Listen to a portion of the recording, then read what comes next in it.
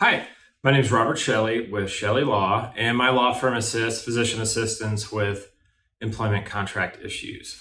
Today, I'm going to talk about the difference between being an independent contractor and an employee as a physician assistant.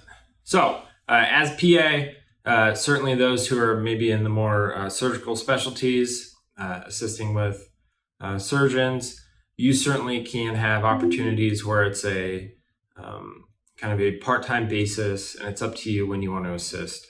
And in that scenario, it probably would make sense to be an independent contractor. So as an independent contractor, you'll receive a 1099 at the end of the year, and no taxes will be withheld from your compensation throughout the year. Now, the downside of being an independent contractor is you're not going to get any of the benefits that you would receive as an employee who received a W-2. So normally, as an employee, you're going to get health, vision, dental, disability, life, retirement. They'll pay for your continuing education, your license, DEA registration. You get paid time off. They'll pay for your malpractice insurance. The employer in a normal relationship is going to pay for all those things, whereas as an independent contractor, you will be responsible to pay for all of that and secure it as well. Now, if you are a smart PA, you will create an LLC. If you're interested in being an independent contractor, you'll get a tax ID number from the federal government in EIN. And then you'll also create a bank account for that company. And then you'll run all compensation and expenses through that account. That way, you can create tax deductions for all of those expenses that I just said. You can deduct the insurance and the license and the DEA and all of the, travel, cell phone, all of the things that are necessary to work as a PA, you can deduct if you have the LLC and you're working as an independent contractor.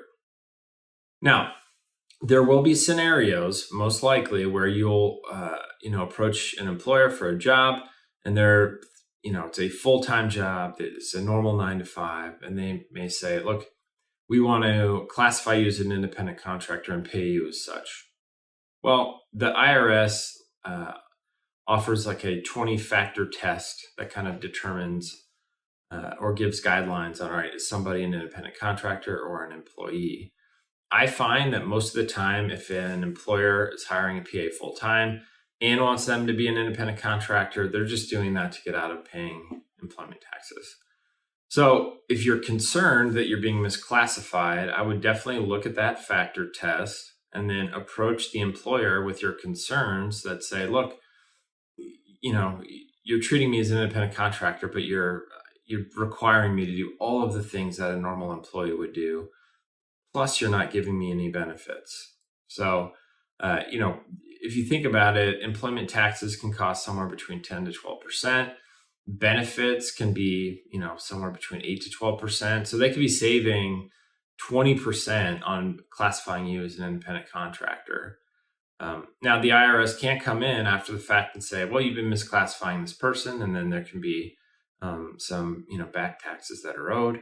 But it's better to speak up in advance of signing anything if you're concerned that you may be misclassified. Some people, even if there are tax advantages to be an independent contractor, and even if they have a bunch of different part-time jobs, they don't want the hassle of going out and finding all of the, malpractice and health, vision, dental, disability, life, setting up retirement. Some people simply have no interest in doing that. And so if that's the case, you need to look for jobs where you'll be an employee and not an independent contractor. An independent contractor agreement should be kind of easy in, easy out, meaning the notice required to terminate the agreement should be shorter. You should avoid any kind of restrictive covenants, no non-compete, non-solicit, those types of things. They should theoretically be absent from an independent contractor agreement, whereas you're going to see all of those things in an employment contract, usually somewhere between 60 to 90 days without cause notice. There's always going to be a non-compete unless you're in a state where it's completely invalid. So there are pros and cons of being an employee and an independent contractor, and it just kind of depends upon the situation that you're in, whether it makes the most sense. If you have any questions, please feel free to call my law firm at the phone number listed below in the description. or you can reach us through our website, chellelaw.com. If you thought this video was helpful, please like, subscribe to the channel. We release videos every single day. I appreciate you watching the video. Thanks.